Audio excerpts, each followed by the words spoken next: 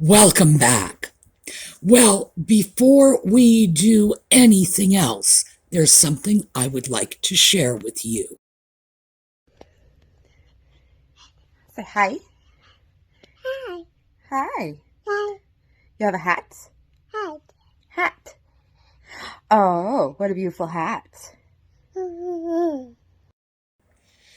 I know I should have chosen a shorter video to pop this into, but I've been watching this all day long and just smiling myself silly over it. This is Little Rebel. She is the granddaughter of Lisa from DesertDragonworks, and I'm not kidding. I've been watching that video again and again and again, and I'm probably going to continue to. So I thought I would share it with you so we could start off with just a wonderful, fun smile. When we come back, we are going to take a look at Christmas from the 1920s.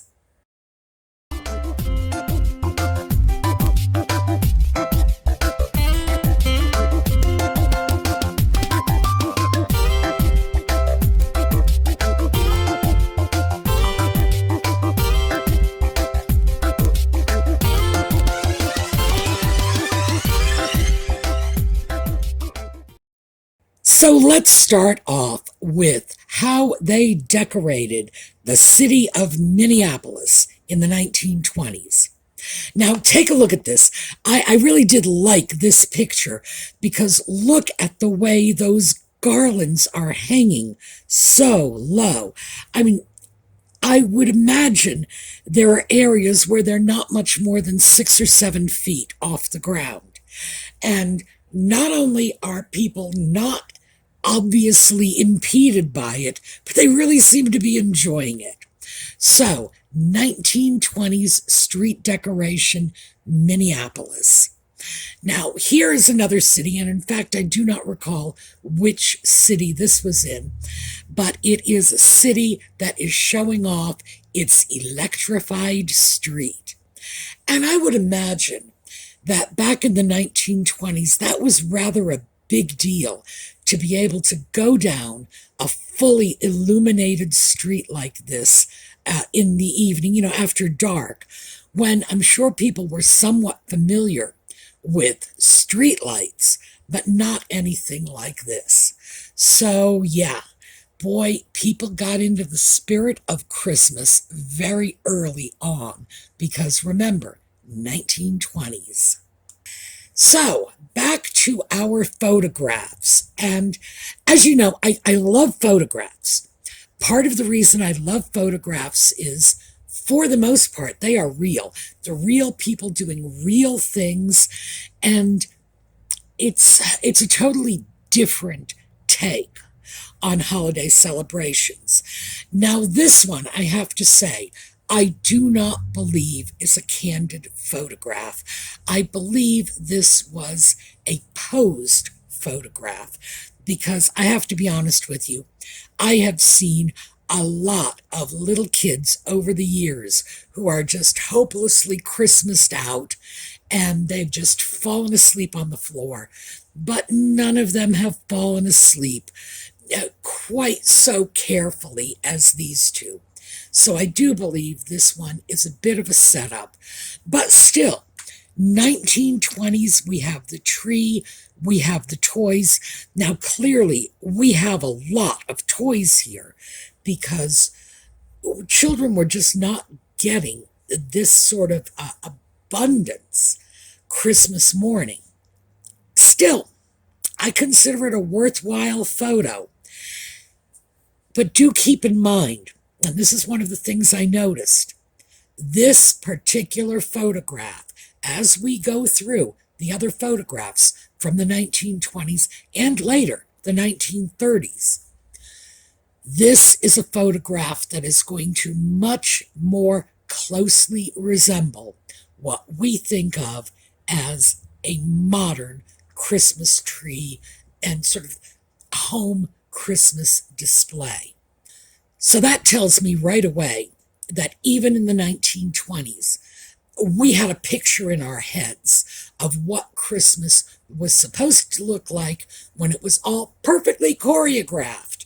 And clearly, this is what they were shooting for. And now today, we can easily achieve that because, well, it's not the 1920s for one thing. 100 years later, we have the technology and we also have the personal wealth, even in lower income families, to do up an impressive Christmas display. It's important to remember that these are the days just following World War I and just preceding the Great Depression. All right, here is more what we're used to in this time period. The Christmas tree that is just sort of spilling all over the place. In this case, our Christmas tree is kind of blending into the ceiling light, which, by the way, I've got to conclude was probably not very safe. And it does stress to me that fire safety really was a concern back then. But look at the toys these children have. I mean, we've got trains, we've got a little go-kart. This is not a low-income family here. They have money to throw at their kids, and boy, they are doing it. And here we have a woman decorating a Christmas tree. Notice she's tying a package on the tree. There are other packages under the tree, but it's starting to look like she might be using the Christmas presents as decorations. Now, I have to admit, that's something that kind of caught me by surprise. It makes sense when you stop and think about it, because people were often giving smaller, less elaborate gifts at Christmas. Yeah, box them up, put them on the tree, use them as ornaments. So, as I say, took me a bit by surprise, but now that I think about it, great idea. And once again, we have another woman decorating a tree, and she's using tinsel, and it looks like she actually has lit candles on the tree. So, frightening, I gotta tell you, frightening, because the stuff that tinsel was made of, it's like flash paper. It just goes up, poof. It's a wonder that as a culture, we survived this period, because we were certainly not doing things with any eye toward safety, and in particular, fire safety. But still, we're seeing what a tree looked like. We're seeing people decorating it, and we're clearly seeing 1920s. Now, I like this because this is just an average person's home photograph. And in this case, they managed to catch the tree, that it's being backlit by the window beyond, so you can barely see the tree. But honestly, it just looks like it's glowing, or maybe it caught on fire, which I would not take to be an unusual set of circumstances in that time period. But it's an interesting photograph, so I'm glad this one got saved for posterity. And here we go. This is Ellis Island. We grabbed these little kids as soon as they got off the boat, shoved them in front of a Christmas tree, stuck a lollipop in their hands, and said, "Welcome to America, the home of Christmas commercialization." I adore this picture because it makes it so clear that we were just determined to throw these kids into the American melting pot before they even had a chance to catch their little breath. All of these children from all over the world gathered under this American Christmas tree, being Americans. And it's in the 1920s that we really find that the American Christmas emerged, what we think of as Christmas just really evolved in this period. And we're going to talk about that in a bit. So let's start with Christmas cards first. Because, oh yeah, we had Christmas cards. They were postcards, in other words, heavy stock paper with the card, image, and verse and whatever printed on one side. And if you turned them over, you could add a personal note on the back or the recipient's name and address, throw your penny postage stamp on it, and pop it in the mail. And that's what a Christmas card was. It was a penny postcard that you just mailed out to people to wish them a happy holiday. As you can see, not all of them were politically correct.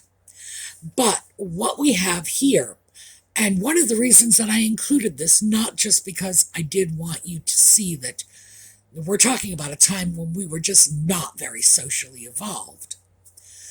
Notice the images and the colors. Overall, the colors on this card are green and white. And we have the holly wreath and the holly berries, the green and white, the snow-capped background, the little house and the pine trees and whatever else out in the background. Our image of Christmas is starting to coalesce in this period. We are starting to look at things like a holly wreath as uniquely Christmas rather than just winter. We're starting to look at that snow scene with the snow-covered rooftop and the pine trees in the background as Christmas rather than just generically winter. So let's look at a couple more. Now this one, again, very 1920s, as you can clearly see from the images. We have the same recurring motifs. The holly wreath, we've got packages, and here we have the branches of the evergreen tree with the candle on it. We have the fireplace. We also have that color combination, red and green, which is nicely drawn from the holly wreath. It's starting to symbolize Christmas. Now this is another one. It does not have the same colors. But again, 1920s, and very obviously so. But what we do have is the heavy reds, the snow-covered rooftop, and the little church in the background. We have someone carrying a lantern. So it is starting to coalesce into what will eventually be a Christmas image. But this is the 1920s. The image is still solidifying, so we have room for alternative images in here. We don't look at this and say, well, that really doesn't look like Christmas. And they wouldn't have done that in the 1920s because they didn't have that red and green and hollyberry idea burnt into their consciousness the way we do now, because this is the period of time in which we developed that image. Now let's take a look at this, because this is something, obviously, that came out of the 1920s, the Christmas Club. Now, I have actually read through this entire brochure, and it's very misleading, and I certainly hope they didn't lure little children in with their very sophisticated math, which, now, keep in mind, compound interest is well beyond the math skills of any boy with 2 cents in his hand who looks as young as this one does. But yeah, we were starting to commercialize Christmas. We were starting to equate Christmas with buying and money and stuff. We were really bleeding the religion out of it at this point. And remember, prior to the 1920s, Christmas was still seen as a religious holiday. And even after the 20s, it was a religious holiday for many people. But in the 1920s, it became a secular holiday that was all about stuff like 2 cents will get you $25.50 if you just invested in our bank. Now, let's take a look at some of the Christmas trappings.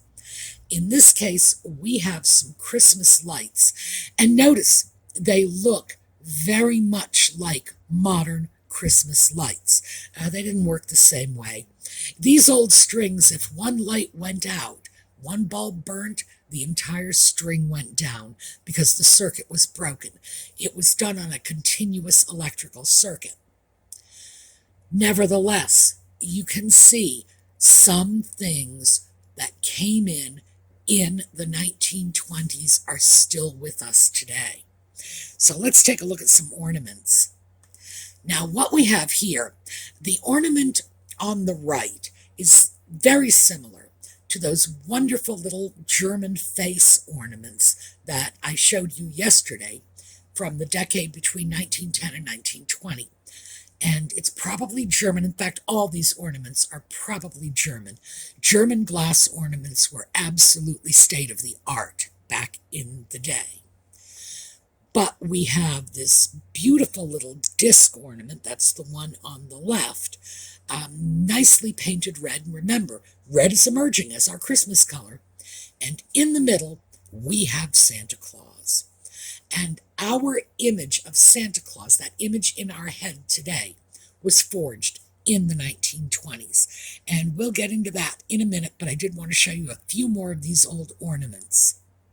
This one is a beauty. German ornament, it's either a child's face or a doll's face. I'm not sure. One or the other. Beautifully done. This one is in wonderful shape. Ornaments like this can still be purchased. You can go on eBay right now and take a look at German glass ornaments, antique vintage, and you can get them. And they're not as expensive as you may think. Every now and then I will go on and buy one or two simply because they're wonderful little works of art. Now here is a clown ornament, and as you can see, the paint is wearing on this, but very nice piece, probably German. Again, they did the best ornaments. I love that one. And now let's move into, because I said I would pick this up again, our image of Santa Claus. Well, here we go. Now this, I have to tell you, this is kind of a scary looking Santa Claus. It's like, look at those eyes. I would back away from this guy in a hurry. Here he is smoking. Yes, yes, Santa Claus and cigarettes. Now, and keep in mind, this is just one image of many. I didn't want to turn this into, Santa Claus smoking. But believe me, I could have found a half a dozen more from including cigarette brands that are still in business today. Eventually, Santa will become the ambassador for all kinds of products, most notably Coca-Cola. But at this point, yeah, we got Santa puffing away. Meanwhile, let's take a look at this. Christmas seals. Now, Christmas seals, that program is sponsored by the American Lung Association. And I know, how ironic is this? We've got Santa Claus smoking on one hand, and we have Santa Claus endorsing the American Lung Association on the other. You can't make this stuff up. But what it does tell you is Santa Claus was becoming an absolutely universal symbol at this point. So let's take a look at some Santa Claus images.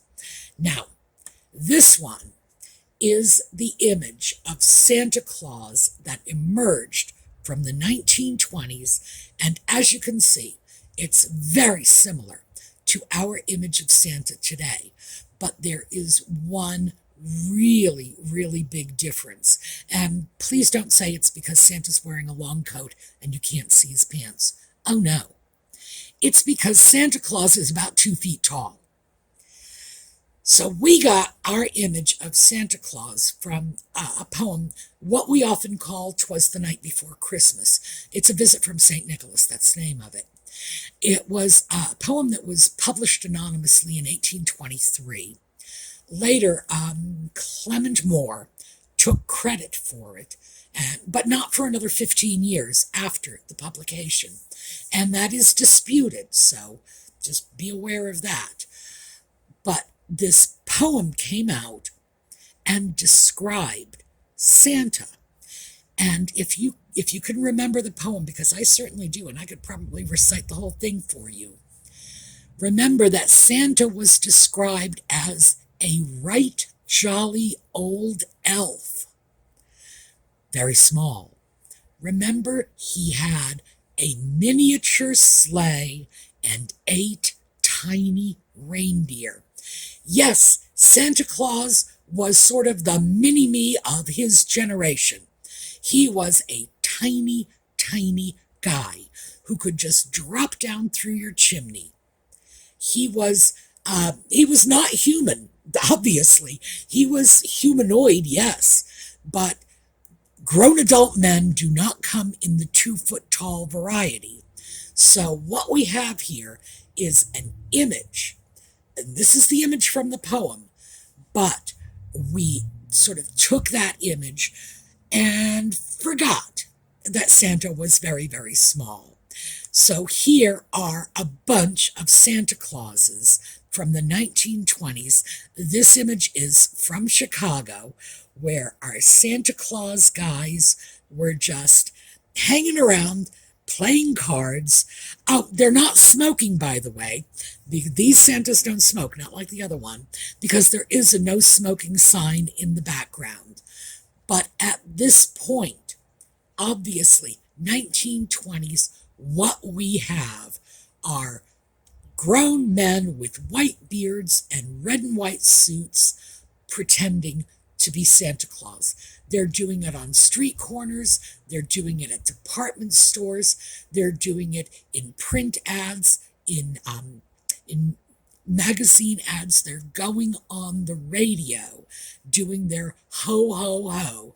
And they are becoming associated inextricably with Christmas. So, let's take a look at the ultimate. This is Norman Rockwell and the Saturday Evening Post, because if there ever was a publication that made contact with all of us on a visceral level, it was the Saturday Evening Post and these Norman Rockwell images. So you can see, this is 1920, by the way, so we're not into the 20s, we've just barely hit the 20s, and we've got Santa Claus. So the big thing to come out of the 20s was our modern image of Christmas, which would include Santa Claus and the holly wreaths and the snow-covered rooftops. They were all forged in the 1920s. This is when it all coalesced, came together, and gave us our modern Christmas. So, for those of you who think that it's way too early and I have lost sight of Christmas, let me share the newest of the Halloween videos. Now, these come from Colleen, and she sent, I believe this is her sister-in-law's Halloween display. So we have a brand new one. We are starting off with Colleen's son Casey as Gomez, Casey's girlfriend April as Morticia, and Kelly making a special guest appearance as my personal birthday girl. So enjoy, and I will see you all next time.